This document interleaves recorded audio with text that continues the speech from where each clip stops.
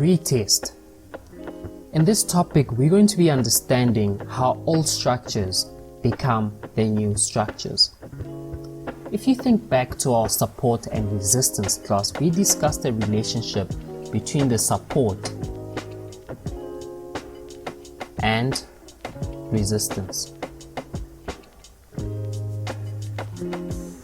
We said that support is equal to resistance. By this we meant that a support and resistance are one in the same thing. So what it means is that an old support can become a new resistance, and an old resistance can become a new support. And that's what retesting is all about, and that's what we're going to be looking at here. So to make it more clear, let's go back to our 7th floor building and go back down to the ground floor and look at this happen. So just like in the first example, we said that you're going to walk in through the front door like a normal person, and as soon as you get there, you'll notice that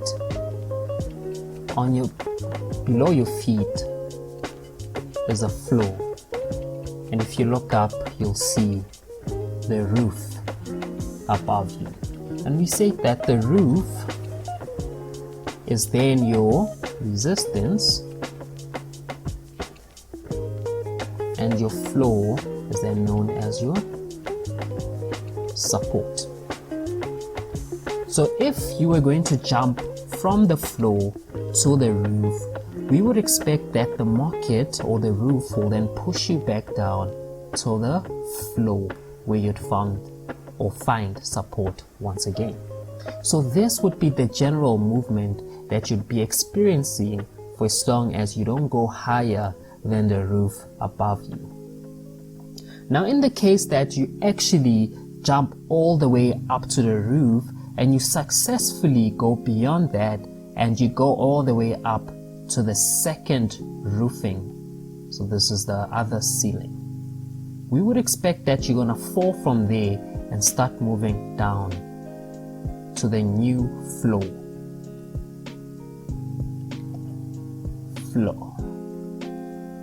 Alright, so this is the action that we expect to happen in the market at all times.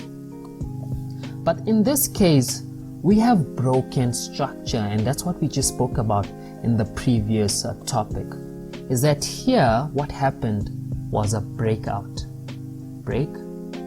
So we broke out here because there was a resistance here. There were sellers at this level, and we went higher than that structure. So the old resistance has failed or broken, and we created a brand new resistance up here where the market is expected to then move down from there. So if the market was then supposed to move down from this roof to this floor, but the problem that we're facing at this point is that we still have a hole here. So the market or the price can easily drop down all the way to the ground floor, because that's the only the only floor that's actually holding price. So what we have to do is then retest this price, or if you'd like to think about it this way, is repair the area that was broken. And this action here is known as your retest. So what am I saying? I'm saying once a market breaks out, once we break a structure, what usually happens is that the price will find its way back to that broken structure and convert a resistance into a support over here. So the action where we are converting from a support to a resistance, or a resistance to a support, that transition is known as a retest. Okay, so let's keep going with our example.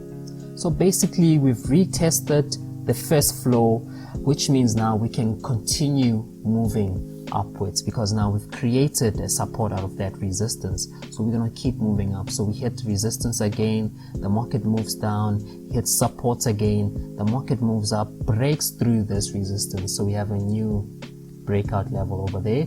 The market continues up, finds the new resistance where it can now start moving down. So now it's time to go fix our situation. So when the market pulls back to the previous resistance, we'll then repair or retest that resistance and turn it into a support over here, and expect that the market will then continue moving up from that point onwards. And that's literally it. If you understand this and how it comes into play, if you understand retest, you already understand how structures develop and keep on going. Okay, so let's look at some examples so that you truly understand what the concept of retest is all about. So here we've got an upward moving trend, and what we understood is that the trend line in an upward moving trend is this one here. So this is the most important pieces of information, because we're in a buying trend and buyers are what we are most concerned about. So this trend line here literally splits the bears, so sellers territory, from the bulls, so buyers territory. Okay, and if we go to this one here on my left, the same thing applies. The most important point is where your buyers are sitting at, which means this trend line here then splits your sellers from your buyers. But in this case, we have another buyer over here, which means we've created a new trend, and it would look something like this. So we're going to connect this bull to this bull. So this is our new trend. This is a more aggressive trend than the previous trend was, but still does the same job. It splits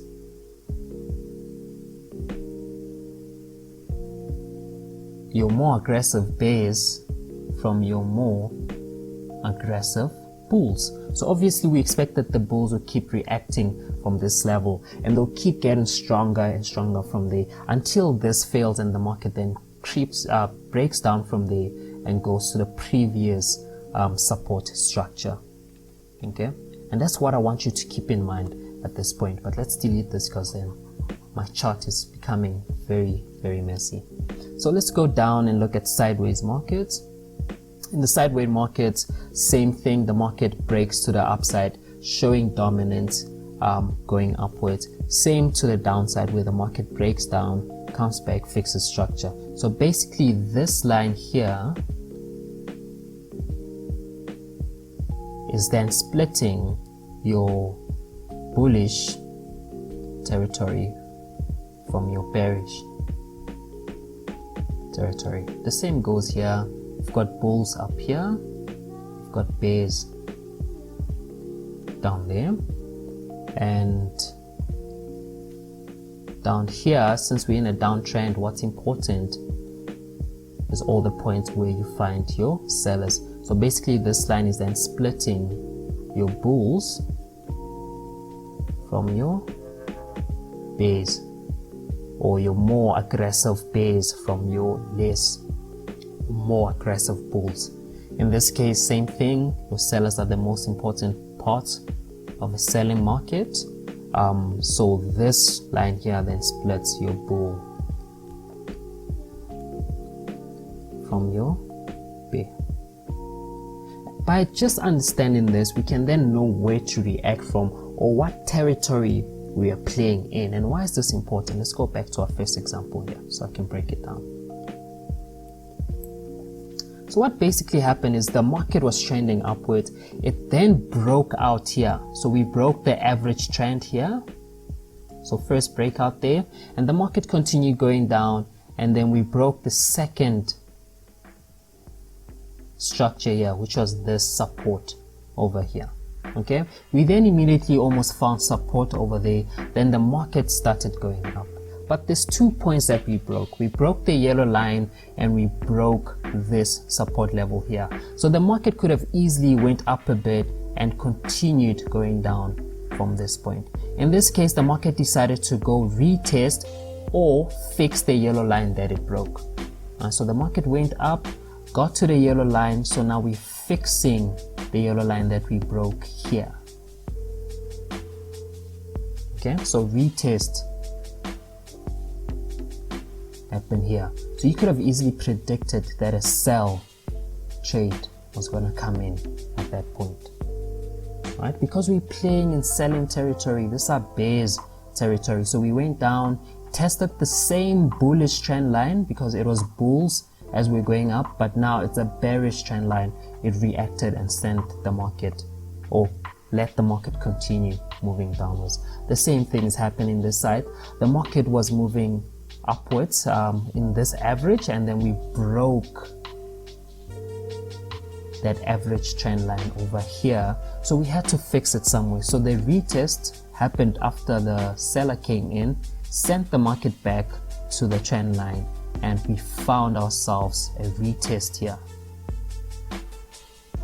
And you could have predicted that the market at this point will start buying from that point, okay, because we broke up, so we went to a more bullish area and we bought from there, and the market continued going up.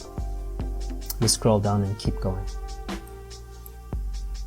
And this one here, the market was moving sideways and then finally broke to the downside into the bearish territory. So we know we're looking for selling opportunities here. The market then quickly found a support level where the market started going up and it broke the yellow line. So we're expecting it to come and retest around that area. So we found our retest here. You can have easily predicted a sell trade over there. In this case, the market then broke to the upside, so it went to the bullish side of the territory and we found a resistance over here. Then the market went down back to the yellow line to then retest the market, or to test the market. It then went up, found another resistance at the same level, pushed back down. So this is a bit of a sideways market here, and went back to that same yellow line for a second retest. So this is retest number 2, and then from there the market started pulling back up. Looking at this downward trend here, the market was pushing averagely down, then we broke out at this point. Alright, so the trend became more aggressive and started going down. So this was our breakout. We then quickly found a support over there, then the market went back. So we're supposed to go retest this yellow line that we've broken, but not forgetting that we also broke the support structure. So it was also supposed to be retested. Okay, so the market then decided not to retest here, which it could have, and continued going this way, but it went higher and retested the previous support structure and turned that into the new resistance structure. So you could have sold here, and I wouldn't have blamed you if you also sold at this level, because that's what the rule of retest is all about. If we break a structure, we're going to go back to it and try and fix it, and upon fixing it, continue in the direction that we broke in. And in this case, we broke going down, so we continued going down. And then looking at the example here, still a downward trend. We broke the trend here. So this was our first breakout where the market went up. We also broke the trend here where this resistance was broken over here. Then the market created a brand new resistance over here and started moving down from there. And the retest happened down here because of this resistance. This became support. It could have easily kept going down to this point where we broke, touched the yellow line, and then started moving up from that point. But the retest can happen at any point or any structure that we broke, and the market will react from there by turning a support into a resistance, or a resistance into a support.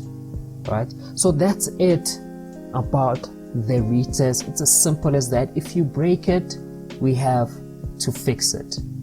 All right, because that's how we create more demand and more supply. by going back to the same structure. So I hope now you understand why support and resistance are one and the same thing. By using the theory of retest, you can actually really start understanding how this can become a whole trading strategy altogether. So I hope you enjoyed this spicy video. I hope it was all the sauce in the world for you. Leave me your comments below, leave me all your recommendations below. Tell me if I could make it better, and also tell me if you understand retest on a much higher level at this point. Until we meet again in the next video, peace.